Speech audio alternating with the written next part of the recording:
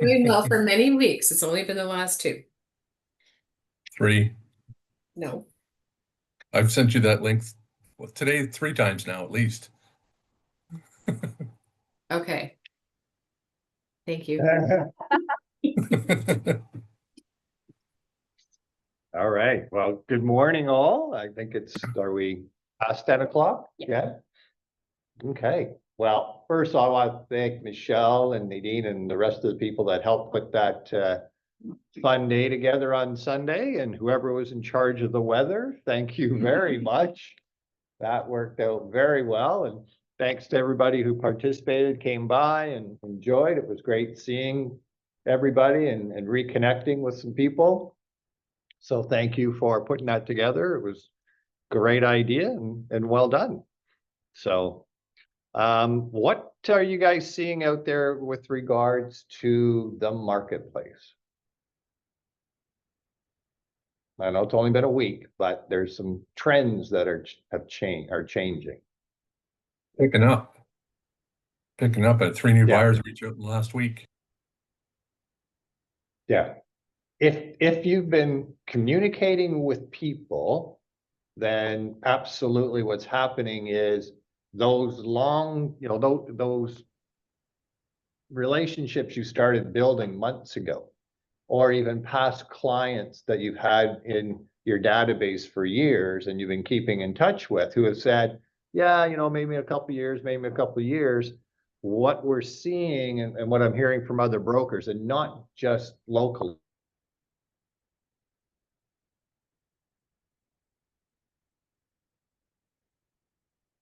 Everybody.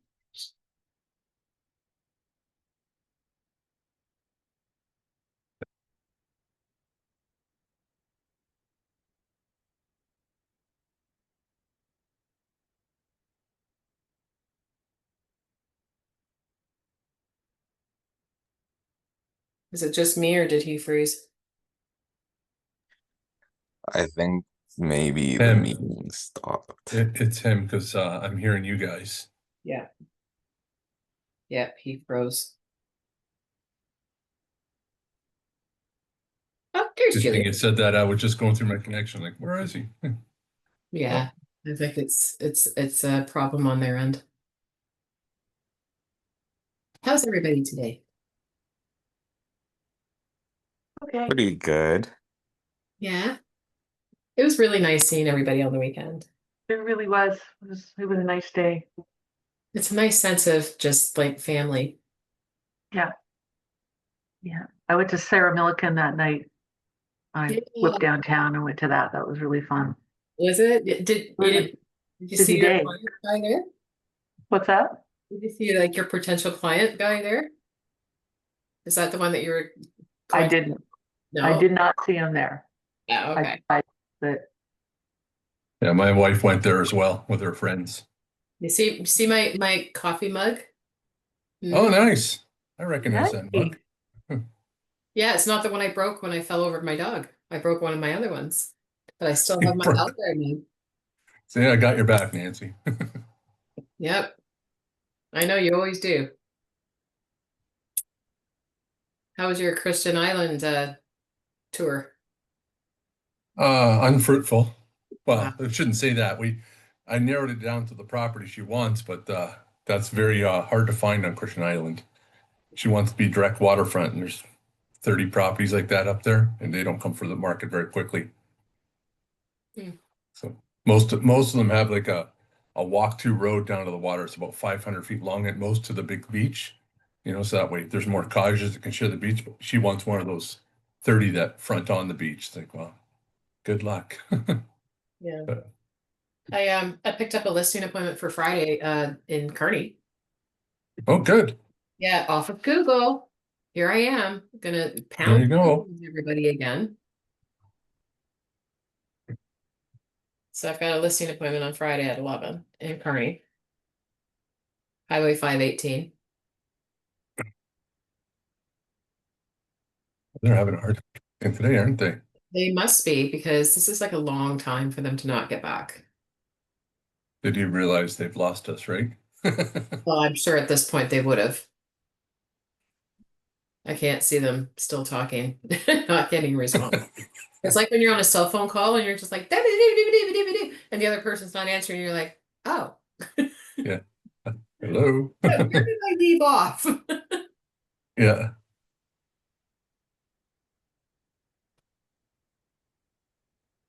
No. Jim, say hello. I know he's there. I can see him. There. Oh, there they are. Hello. We There had an they are. internet crash. Well, welcome to our little meeting. Good, Oh, good. thank Tell you. us. What are you talking about? We've just been like shooting the breeze, Good. talking Well, about Elroy's coffee mug that I have. I also have Alroy's ice cream scooper. I have one of those too. I'm almost like an Elroy like fan child or something, The mugs are limited edition. right? At yeah. least it's not the one I broke when I fell over my dog. Oh, by how is that foot? It's still attached. It's very angry with me though, because yesterday I had an office day and I didn't wear my boot and my foot was very angry during the night. So I've got my boot on now. Okay. Good. Well, sorry about that technical difficulty there. We had a little bit of a internet interruption. So again, back to, as you know, Elroy was saying, is that, you know, seeing more activity and as I was saying, you know, talking with different broker owners around North America, it's happening and we're seeing it in every area. Okay. So really, really important to make sure that you're doing things to put yourself out in front of not only your database, but networking, and because people are starting to make decisions. Thanks to Spencer, and if you were happened to be here on Sunday, you got to meet Michelle's boyfriend, Spencer, a very nice gentleman who actually works at National Bank. Just sent over, and the National Bank actually just released their Terranet National Bank House Price Index, and basically shows house prices in August rose for the first time in 8 months. Okay, so now keep in mind this is national, but after contracting for the previous 7 months, the Terranet National Bank Composite Index put an end to this downward sequence with an increase of 0.4% in August. Doesn't sound like a lot, but anytime you can say increase after 8 months of downturn, that's important information. Okay. This growth comes against a backdrop in which the number of transactions on the resale market continued to rise for a 5th consecutive month in August.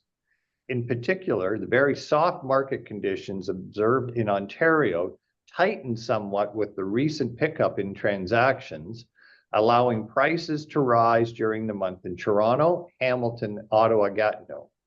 Despite this growth in August, the composite index still remains 4.6% below its December level, with declines over this period of 7.9% in Toronto, 7.4% in Hamilton, and 1.5% in Ottawa.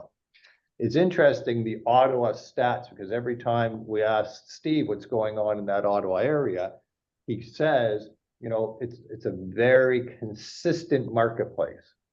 Not a lot of highs, not a lot of lows, and this is what this report is also showing us. Market conditions also eased significantly in British Columbia, with Vancouver and Victoria posting declines of 7.1 and 0.4 respectively. Against the backdrop of the current trade dispute, market resilience has depended on differing levels of affordability. Indeed, the markets with the highest affordability challenges saw the sharpest declines. And we've talked about that, right? In the GTA, we've seen prices that have fallen drastically in certain areas, yet you go outside in certain marketplaces and, you know, we talk to people in our Sudbury office and they're saying, well, certain products we're short, so they're still seeing multiple offers. So really is, you know, really local, depending on what areas you're servicing. Okay. real estate. So the other thing that they're also talking about is they saw as the financial risk of such a large real estate transaction was amplified by economic uncertainty. And we've talked about that. Again, there's still people going, well, I'm not really sure about where where our company is going to be in the sense of job stability, things like that. So they're not making any decisions. Although the composite index returned to growth in August, it's still too early to say whether this trend will continue in the months ahead, despite the expected cuts in the Bank of Canada's policy rate.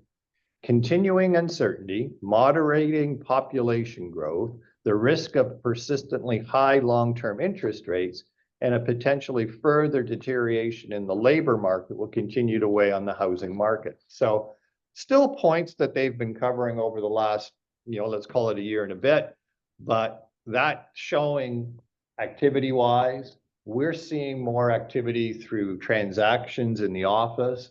I know other brokers are also seeing that. We've talked about it in our recent Wednesday sessions where even our own agents are all of a sudden having clients that were sitting on the fence going, okay, you know what, we're ready.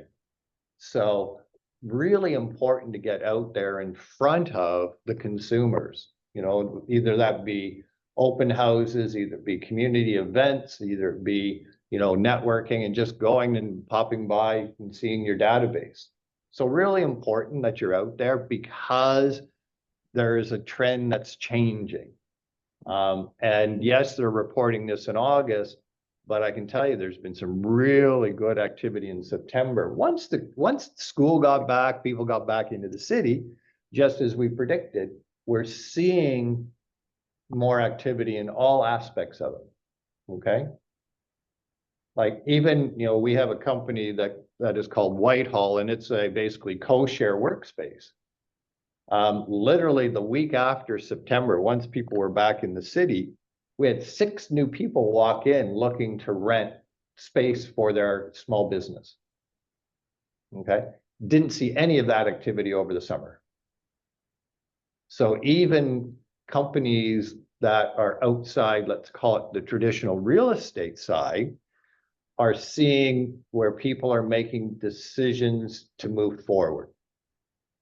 So how do you make sure that you're out there? What are you doing consistently?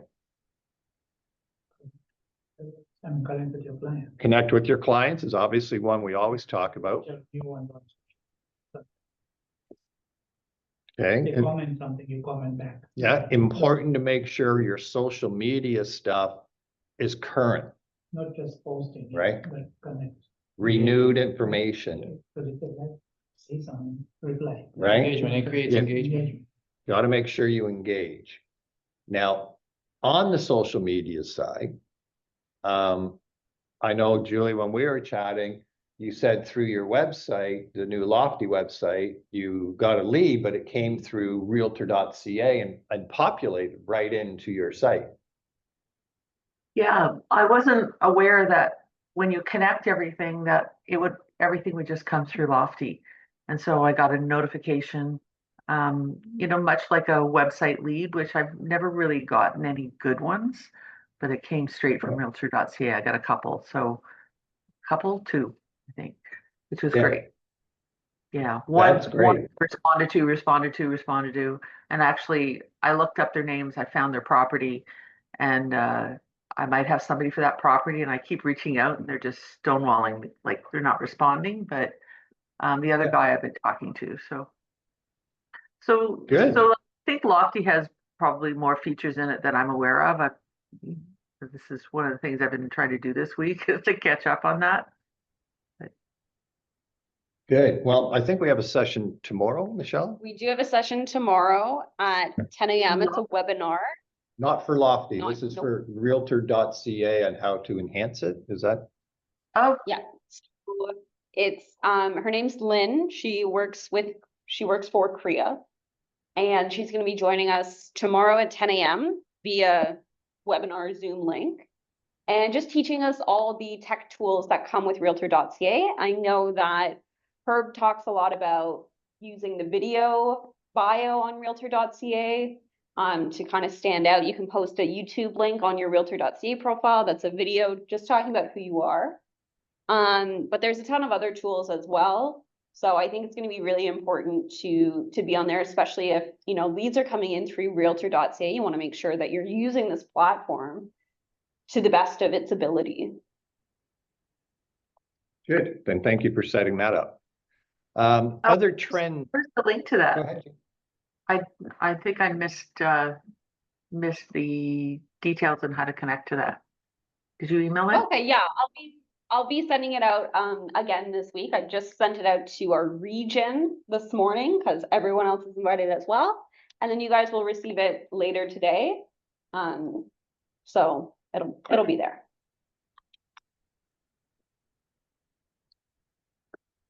Okay, other trends that I've noticed in just in the last, call it 30 days. And after speaking with different brokers, you know, on my last session, and when I say different brokers, I'm talking to brokers that are in out west, they're in Florida, they're in Michigan, they're in Indiana, Virginia Beach, California. So when I say trend, I'm talking about a mass area, okay? And we keep talking about real estate is real estate. Doesn't matter where it is. You're in North America, the trends are really, really similar, okay? One of the interesting things that came up is a lot of their agents now, if they're doing really specific postcard campaigns in targeted areas. And they're actually finding they're getting good quality response from it. And I know if everybody says, oh, print advertising online's where you got to be. Well, here's an interesting fact. I've always been a big believer is go where the masses are not. If you're going to be doing any type of, yes, it's important to be where eyeballs are going, but at the same time, you've got to go where the masses are not, as long as you can judge what kind of response you're getting. So when I say postcard campaigns, they were targeted. It was targeted in targeted in certain areas, and it was being, we call it basically a smaller version of geographical farming. Rather than thousands and thousands and thousands of putting stuff out, they were doing, some of the agents have said, I'm just going to do this one subdivision of 300 homes. And that's it. That's all they're doing. And they're finding that they're getting better response. The other trend that I'm noticing, and again, this is, Nancy might be able to talk to this more, but in some of the big cities, there's now new, let's call it neighborhood print publications. For instance, there's one in Mississauga that's strictly for Meadowville. It's only 30,000 print copies that go out. Okay. I know there's one in Burlington. I've talked to, our group, throughout the States, and they said, oh yeah, we have all these new smaller print magazines, coming out, and the agents that have started advertising in those, like print advertising, are getting responses. And the trend I'm seeing is that there's so much about online scams and giving your information online that consumers, I believe, now are looking at and seeing if something is actually in a professional manner delivered to their door or delivered by post office. I believe now they're looking at that to be more value than if something they find online that's been sort of an ad online. So, and that's where I reference, go where the masses are not. Okay. And I know, Nancy, you're always in your local publication. So maybe you can talk to that and just give us some feedback, because in the big cities, the big metropolitan areas, the only way you used to be able to get into print was you had to sign up for this huge publication, and it was just not neighborhood. It was just a mass, typical like a Toronto Star kind of thing. But they did have neighborhood print. They got rid of it all, but we're just starting to see this trend where this is coming back. But your community's always had it, and you've been involved in it. So maybe you can chat a little bit about it. Well, I'm a member of the Chamber of Commerce from Agwin Highlands. That's the magazine that you've seen. I'm on the inside page. That is distributed. Cottage people and Airbnbs love that. And that's one of the more trustworthy, you're a member of the chamber. So, I mean, I do get business from that. I did advertise in the paper for a very long time. And I think you're right that people are more longing to trust the print than they are the internet. Does that- And I agree with, like, that's what I'm seeing, as long as it's a localized, right? As long as it's localized to where the consumer is, because there's also in those publications and the ones that, throughout the different areas of the brokers, because I've been asking them, what are you seeing? And it's local information about local restaurants, local shops, local events, things like that. And so if you check into the areas that you work and just see if there is some local print, and it doesn't have to be huge distribution, but I do know, I've seen and talking with some of the agents that have been doing this and some of the broker owners in different communities, they are finding that consumers are back looking at that as being a trustworthy ad. you know what, I totally agree with that, because there are so many scams going on online. Nobody knows who to trust anymore. And if you still have to be online, because that's where the majority of the eyeballs are, right? But make sure that your messaging online is sincere, it's trustworthy, it's to the point, and it's repetitive. Speaking of, Nancy shared with me an email the other day. She has been getting incredible Google reviews and actually allocates the Google reviews and everything to her business growing this last year. Nancy, you want to talk about how they've kind of, helped your business and how you get these people to leave reviews? Because I think a lot of agents and just people in general, they feel kind of weird asking people to like comment nice things about them and leave reviews and stuff. So yeah, I just thought I'd bring that up. Thanks for putting me on the spot. Sorry. That's okay. Basically, when I work with people, I develop a friendship. I develop a relationship, and at the end of our business, the ones that left that stunning review the other day, their deal actually fell apart, and they're going to be looking again in the spring. But I have run from the ends of the universe for them, so I just asked them, "Can you leave a review?" I just literally come straight out and say, hey, this is what really powers my business. Can you please leave a review? And they do. And I just picked up I was saying when you guys were offline here, I have another listing appointment on Friday from somebody who found me on Google. Well done. Just don't be afraid to ask. Good. Okay. Other trends, anybody seeing any trends? Are you hearing or seeing anything going on out there?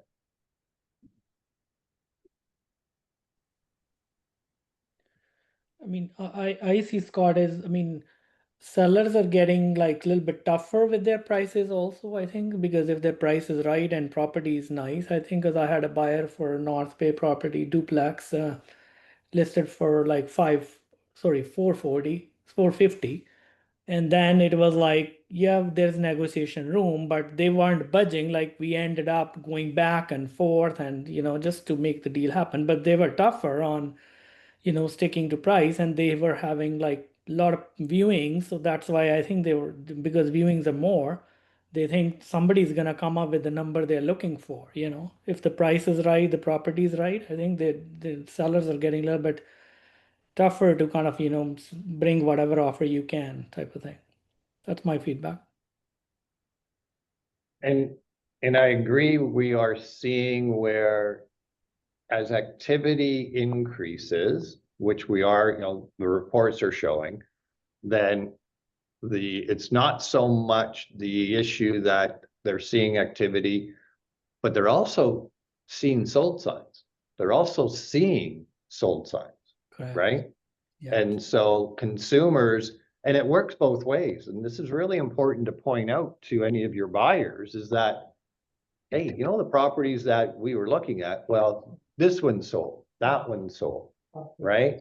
So you have to make sure if you're dealing with buyers that even properties they didn't like, make sure you let them know that they sold. Okay, and what they sold for. Because now you're building a little bit of urgency into the marketplace, which is important. Okay, so and Gautam, you are correct, because we are seeing where with activities, especially if it's a unique or a well-priced property which has activity, then obviously not only the sellers but the agent's going to go, okay, hey, we got good activity, we should be seeing something soon. And if that property is priced right, there are buyers looking for it. Yeah, even How in far apart? Toronto, Yeah. even in Toronto, like I had a buyer, showed them a townhouse in Scarborough, priced very well. And again, they had a fixed date for the offers. They received 7 offers on that property. I think the price was kind of low. They put in intentionally, like the price probably property would be close to 700K, and they had listed for like 499 and just attracting offers. They got 7 offers, and and it's conditionally sold now till the end of the month, which we'll find out. But it's basically, getting a lot of attractions, I guess. Well, and the first thing in marketing is, how do you get the activity? Correct. Right? Because the activity, it's no different than when you have an event that comes, if you're looking at a specific event and it's what kind of activity is on, we went and saw, who do we see the weekend? And it was like, all of a sudden the show is out and first show sells out, and you're going like, oh gosh, if we're gonna go, we gotta hurry up and get tickets. Yeah. Right. So when you can create that environment of activity, then it creates the urgency. Right. And that's why if you're doing any type of listing, like the one that I just did, the one here in Mississauga that we sold, I valued it right around $1 million and said, if we can get you $1 million, then that would be a great target. But to do that, we listed it at $899.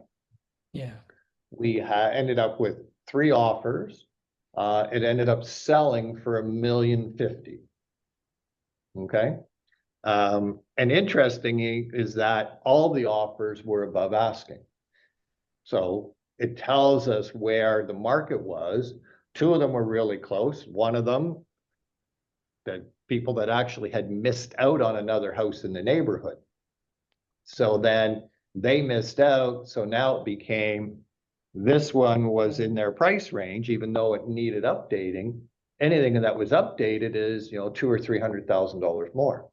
Yeah. So you create that urgency. Does it work all the time? Maybe not. No, but there are certain properties that you can do that with. Okay. But it creates that urgency until you get people looking at it. Right. Then that's the first step. And as we talked about last week, like today, you have to keep selling what you have. So if it's a listing, you got to keep talking, you got to keep putting it out there, you got to keep talking to the agent, you got to follow up with the showings. You've got to you've got to get people through that property, and you've always got to communicate with them. You've got to keep the sellers informed of what's going on all the time. And with your buyers, same thing. Got to let them know properties that they looked at sold. Right? And that's because you're creating that buying decision won't happen until there's a bit of urgency. Okay, any thoughts on that? Yeah, my client in Pickering who's now put an offer, he lost not one, but he kind of waited a bit. And then when the time came, it was gone. So he said, wow, timing really does matter. I said, sometimes an hour can make a big difference. He waited a whole day, a whole night, next day he realized. But anyway, but that made it easier the next offer.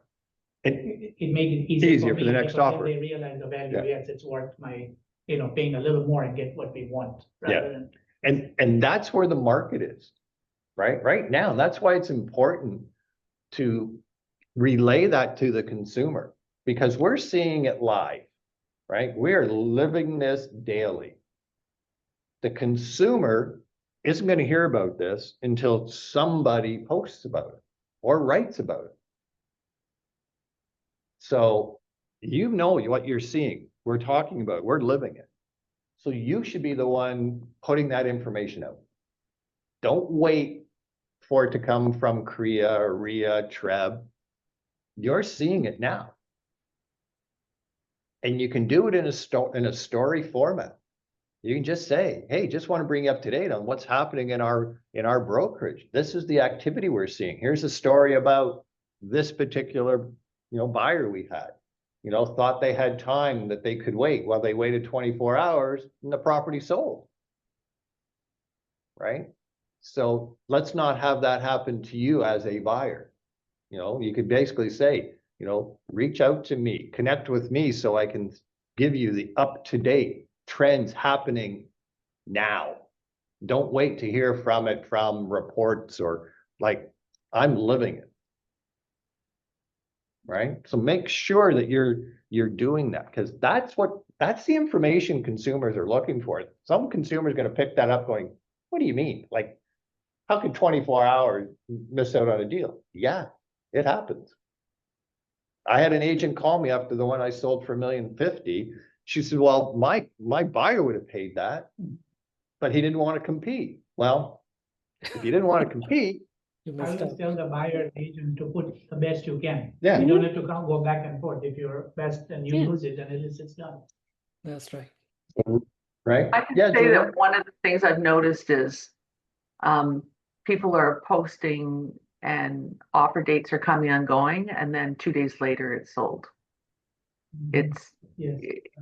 I think that's exactly it. People don't want to compete, so they set the offer date maybe because the client wants it, and then they have to put it up to a more reasonable band of price, and then it sells right away. I'm working with some buyers right now that when they see the sticker price, they think they want to. When they see the sticker price, they want to offer under.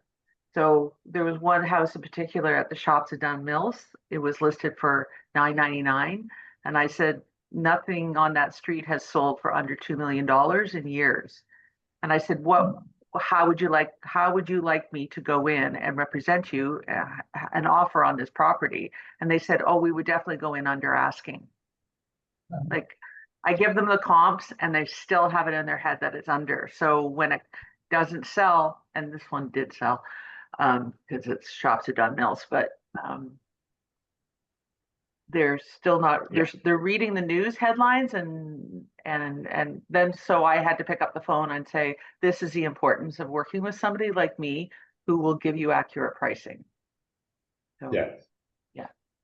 Literally, we had, so it just in my transaction alone, we had 2 buyers that definitely bona fide buyers that missed out. Right? Plus I had 2 other agents that said, well, my people didn't want to compete. One said that once the sale price came out, said, well, you should have let me know that was the number. But I can't let you know what the number is. I talked with you. Put your best offer in.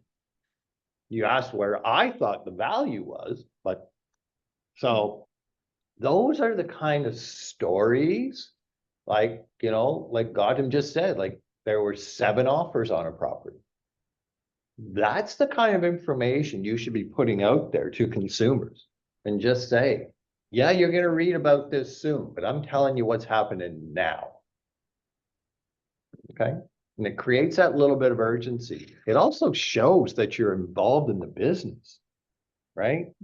People are going to look at that and go, well, how come you're saying that yet everything else I'm reading is talking about doom and gloom and things like that? Well, that's because I do this every day,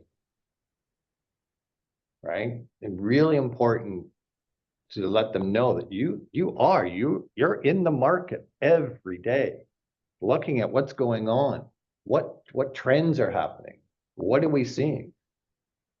Most of the analysis that they see is after the fact. Fake news. Right? So really important that your messaging is right up to date. And it's, as I say, it's always easier to say it as a story versus just telling it. Right? Because then that's a real life transaction that happened. And it doesn't have to be your transaction. Anything that happens in the company that we discuss like this, you're welcome to share that story and just say, hey, here's what's happened in our office. This is what we're seeing. Okay. Any other thing you're seeing? Any other thoughts? Any particular marketplace that you're seeing different activity in that?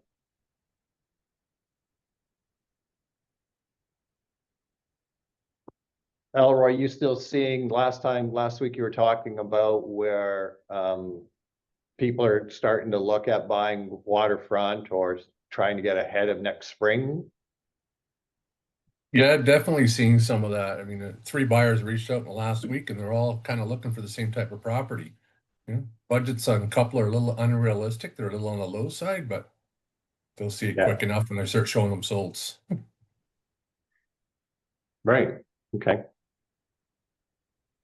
And I see Okay. when I do investors webinar, I see a lot more people putting their hand up kind of thing, joining my webinar for investment, you know, which is in secondary markets. So because I think a lot of interest, people are diverting from US and kind of trying to invest within Ontario, which I'm sure Elroy and Nancy must be seeing too, right? More activity here versus going south of the border, right? So Okay. because I have a Any webinar other? tomorrow, I'm doing like I've got probably 17 people registered for the webinar, which is kind of nice. Great. Okay. Let's see how many Now attend. where? Yeah. Where are you? Are you doing that on just posting that on Facebook, or Correct. where are you advertising? Facebook, yes. It's a Zoom webinar, but I posted on Facebook. Yes, correct. Yeah. Hey, Gautam, can you share that link and I'll put it out to my network and see if we get a few more in there? Sure, I can do that. I'll send it to maybe Michelle can send it to everybody. Michelle, could you do that? Yep. And then whoever for wants to join, why not? So this will be investors, and then I do one for first-time home buyers as well. Yeah, I'll share it as well. Good, thank you. Why not? Excellent. Okay. Okay, besides everybody else crossing your fingers, hoping the Jays can actually win a couple games to close out this season. Any other trends, thoughts, questions on anything that you have? I saw a headline yesterday that because of the slowdown in pre-construction, it's going to ramp up the market in the next couple of years. Did you see that as well? Yes. Yes, and actually, interestingly enough, talking with a couple of the developers, there are some negotiation going on between developers and different municipalities about the structure of development charges. There are municipalities now that actually have reduced the development charges almost by as much as 50%. And one thing that the developers used to have is the municipalities, believe it or not, when you put an application in and they actually approved it, the municipalities asked for a substantial amount of the development charges up front. Not all of it, but a substantial amount up front before they would issue a complete building permit. Talking with the developer last week, one of the biggest changes that's happening right now is municipalities now have come out, not only reduced to some degree, 50% development charges. Now the development charges that just came out, the development charges in certain municipalities are not due at all until the project is completely paid out. Oh. So that's a big financial burden taken off of developers to start getting back into the construction side. And for Julia, just because you do a lot of stuff downtown, one developer we met with and had conversations with, they are looking at their target price for going to market is they have to be able to bring brand new construction to market at $900 a square foot. That's the target. And that's the sale price to the consumer. So by all of a sudden, having a reduction in development charges, that brings that number down. There's also discussions with provincial and federal governments on some other reductions that they're looking at implementing. There are trades now that are in negotiations with trying to bringing their costs down. Okay. So there are different developers that are really working on with the municipalities, because the municipalities know, like we know, unless consumers are buying real estate, they're not going into a paint store. They're not going into a furniture store. They're not doing renovations. They are basically going like, if I'm going to stay where I am, then it's going to be very limited activity for the rest of, let's call the trade industry. When you have people that are moving into new, even if they're brand new construction, they're going to decorate, they're buying furniture, they're doing things. Then you also have other people that if there's product that they can move into that's new, then they have places to sell. Well, before they sell, they paint, they get people, like they get stuff done. That moves the economy.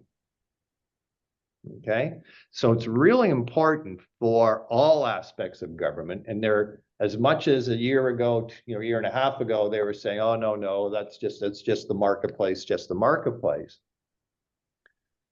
Immigration's not increasing. So that's not bringing in the activity that they need. So affordability, they keep talking about. Well, the only way you're going to get everything to be affordable is you have to get the cost per square foot down.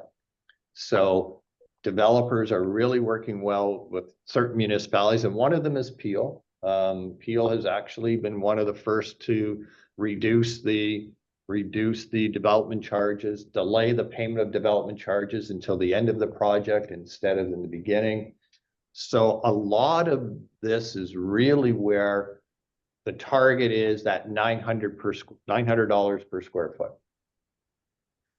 And some of the developers now, and one of the ones we're talking with, are looking at the idea of that small, real tiny investor condo, like the 350 square foot, 400 square foot condo where investors were buying. There will be a smaller percentage of those, because if they have a smaller percentage of those, it qualifies for the Affordable Housing Act. So they can get better terms on their construction financing, they get better terms from the government on certain things. but they're looking at where they can customize floors now. So instead of just having, they'll have, you know, a certain number of floors will be units that'll be still under that 750 square feet, but they're looking at definitely 2 bathrooms, 2 bedrooms, and and some of them are looking at what they call lockout rooms, so where you can actually have a separate entrance to the 1 bedroom that would have its own bathroom, own bedroom, with a separate entrance to the hall as well as the main entrance. Almost like you would see in resort areas. Like, have you ever gone to go skiing somewhere, or you go to some resorts where you actually looks like you're in a hotel room, but it's an actual condo, but it has a second door to the hall? That's what they call lockout rooms, which really means you could be an owner, for instance, and then rent out that 1 bedroom, then bathroom, so you have income to it. And they would have their own separate entrance, yet you could share a kitchen. So it's almost like you're building in the design so that you have that flexibility, where even as a first-time buyer buying a condo, you have the potential of having a small rental income. And they're really talking to the government and said, look, this really helps with affordability.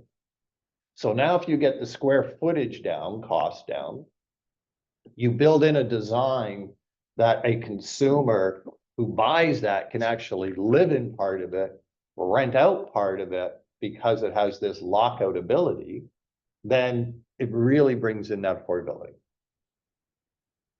Okay, so don't be surprised you start hearing a little bit more about that, but the biggest target with developers right now is governments on side with reducing and delaying development charges, and also the fact that they're looking at where getting the cost per square foot down, at least in the GTA area, where they can sell them at under $900 or no higher than $900 a square foot. Which, just to give you an idea, that same unit at the peak was $1,400 a square foot.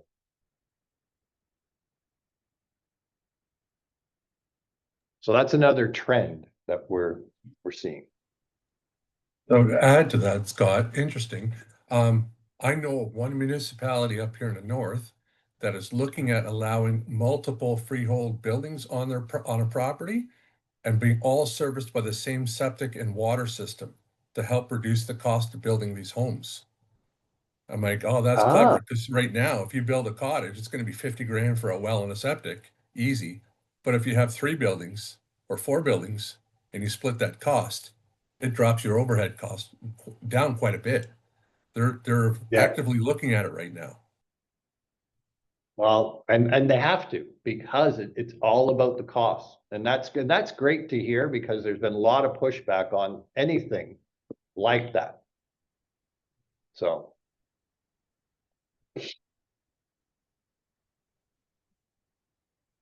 Well, that's nice, Nancy. See, you have fans. So any other trends? Question, Scott. Sorry, I have one question. Can I ask? Yeah. On the new construction, like I see there's a lot of builders putting out like, good deals and this and that. So, but I always see that, I don't know, maybe they always put a restricted timeline, right, to get back. And let's say I have some people in my database who would be interested in one of those properties, right? For example, I'm talking project in Vaughan, they launched said townhouses starting at $699, right? So, but I guess there's no more details other than that. And they're saying, well, there is a submission of sheets by this date and things like that.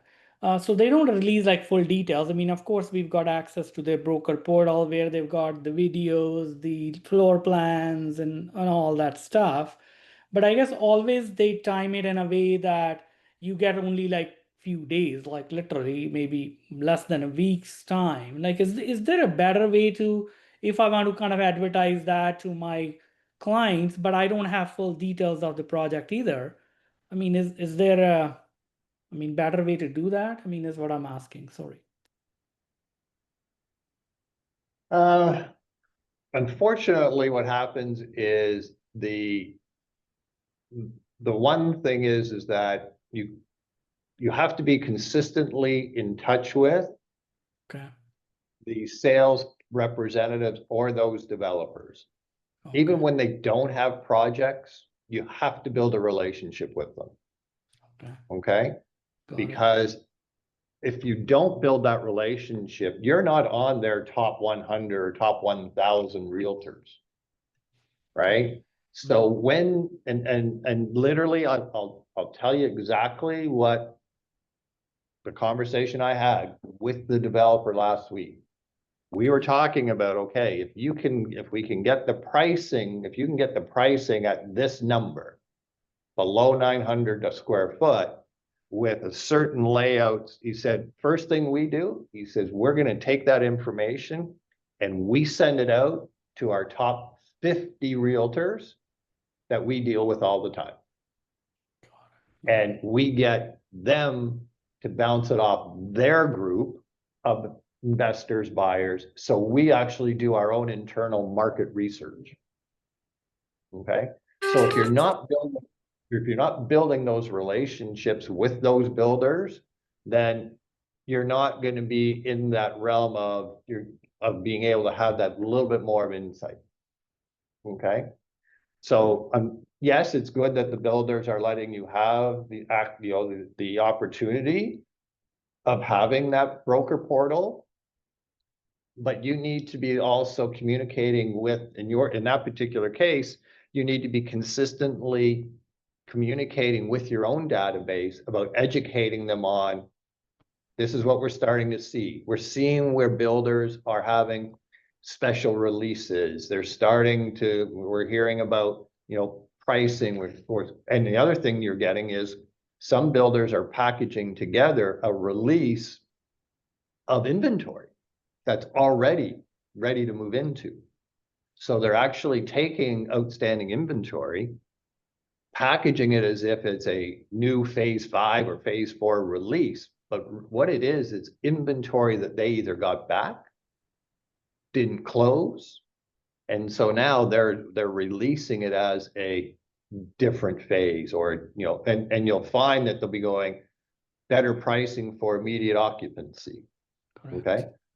So it's important that if we're seeing that as a trend, then you need to educate your database and say, here's one of the trends we're seeing. And when we come across these projects, understand, like, you have about 48 hours to make a decision.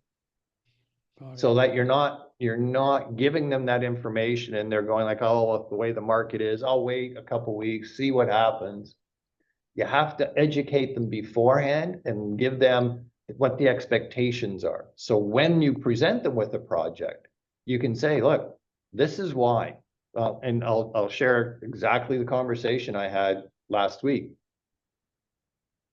There are buildings that have been, sold 3-4 years ago. Closings came up. Okay. Builders were getting back properties that could not close. They had inventory they did not sell.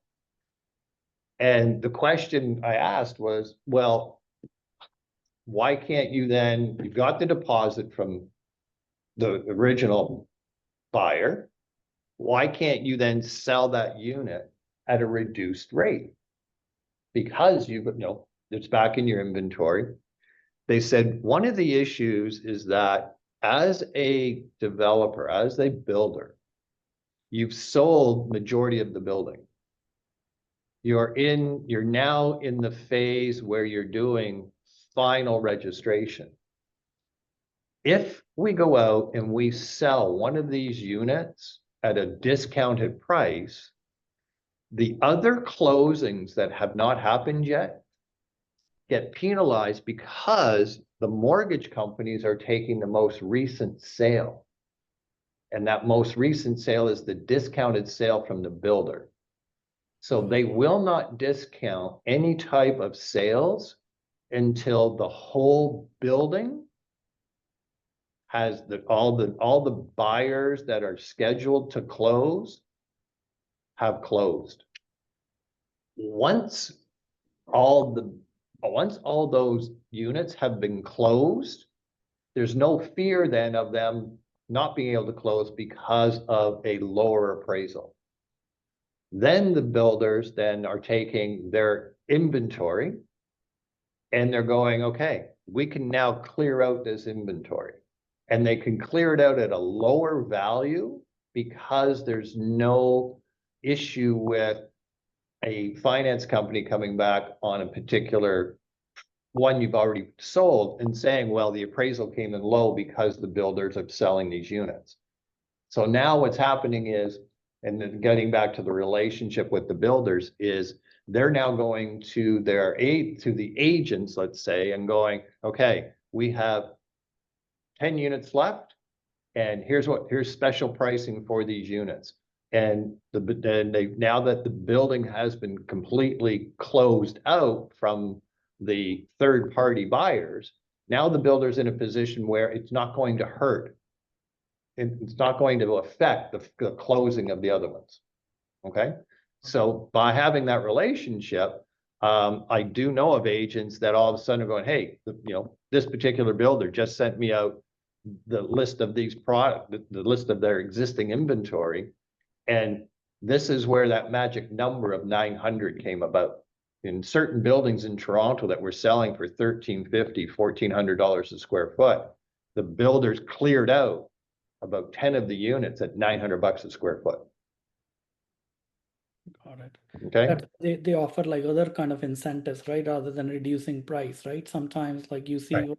discounted mortgage rate and this and that, right? Extra upgrade And things like that. yeah.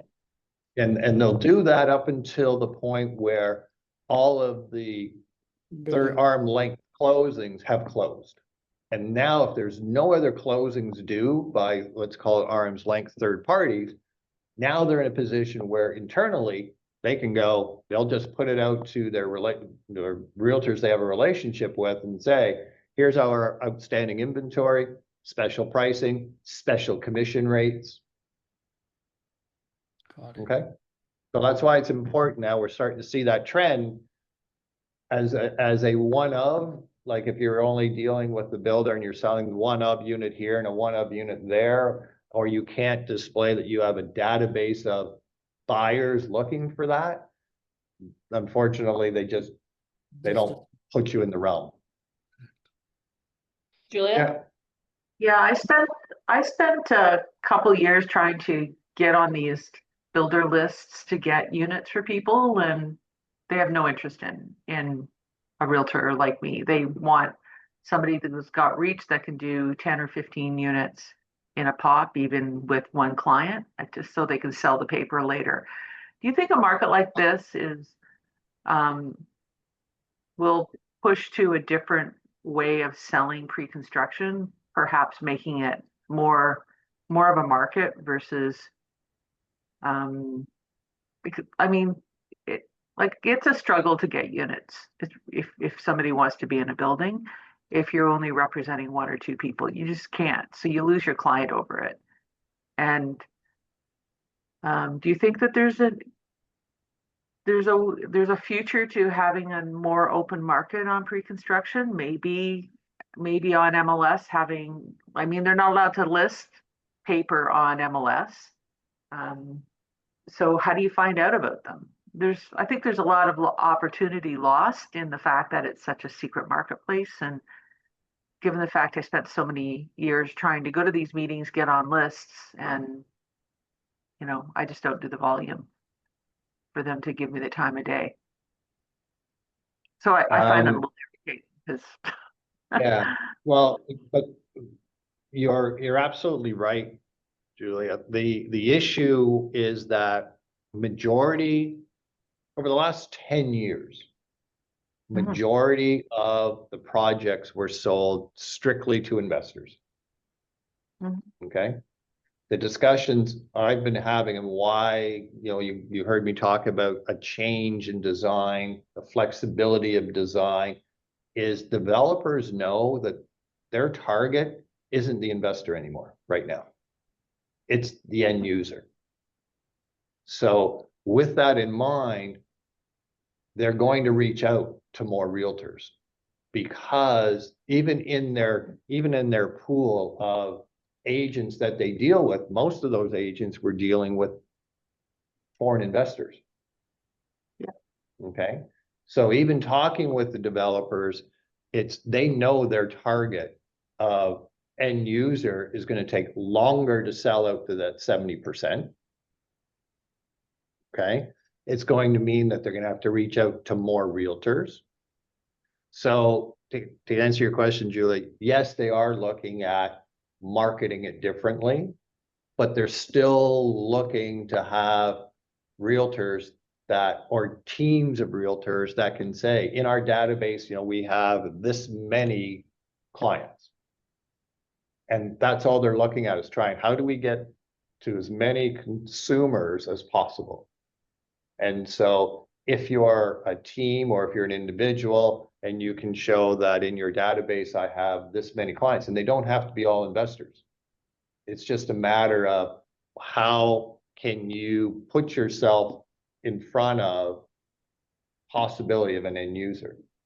And so Gautam, for you, one of the things is you should be building that database of first-time buyers, because then all of a sudden you have something you can go to a builder, or let's call it the sales office of the builder, and say, one of the things I've been doing over the years is I've been building a database of first-time buyers through my online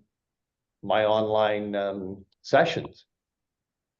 As a developer, I think that's something that I'd be going like, okay, my target is first-time buyers. So why would I not want to try and align or learn more about what Gautam's doing with first-time buyers?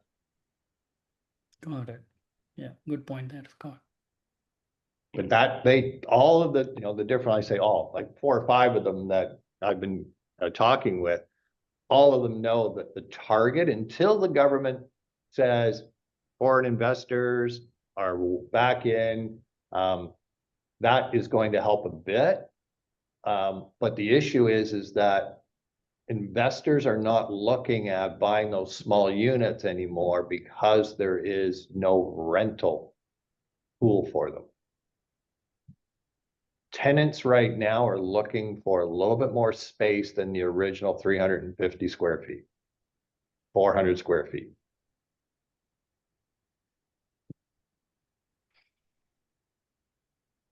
What was that? It was Hunter, but it was just to me. So anyways, that's one of the trends I'm seeing. So, yes, Julia, I think you're going to hear about how, so before the investors all came in, and that's how the developers were doing it, when they were releasing new projects, they had open invitations to realtors. They had realtor events, and it didn't matter if you had 1 client or no clients or a handful of clients.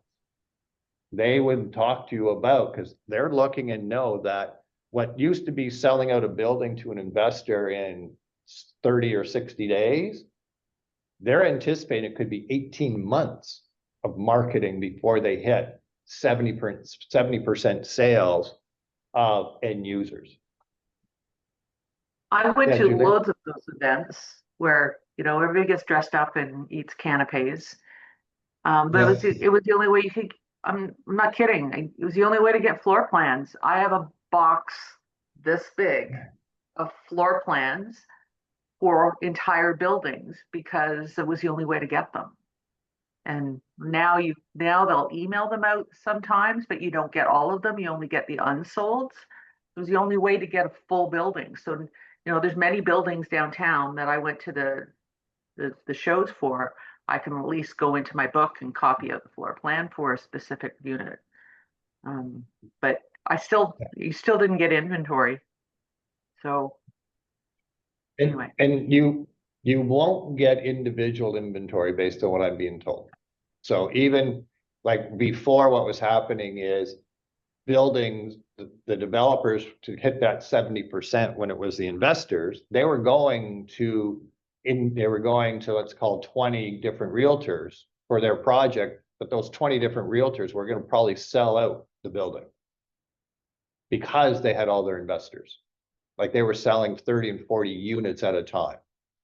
So where some teams had offices in China, they had offices in India, right? So that's how they were selling out the buildings.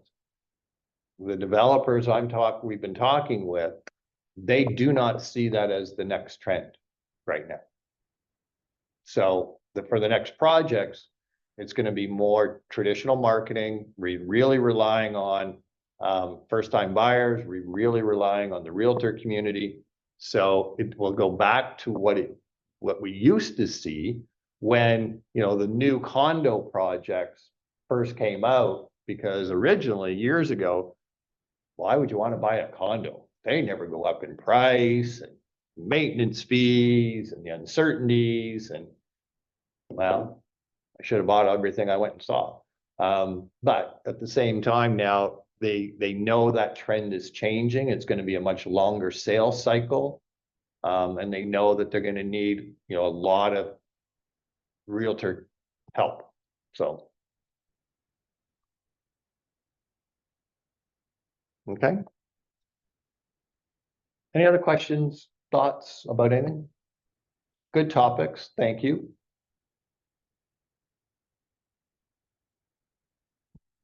Nothing?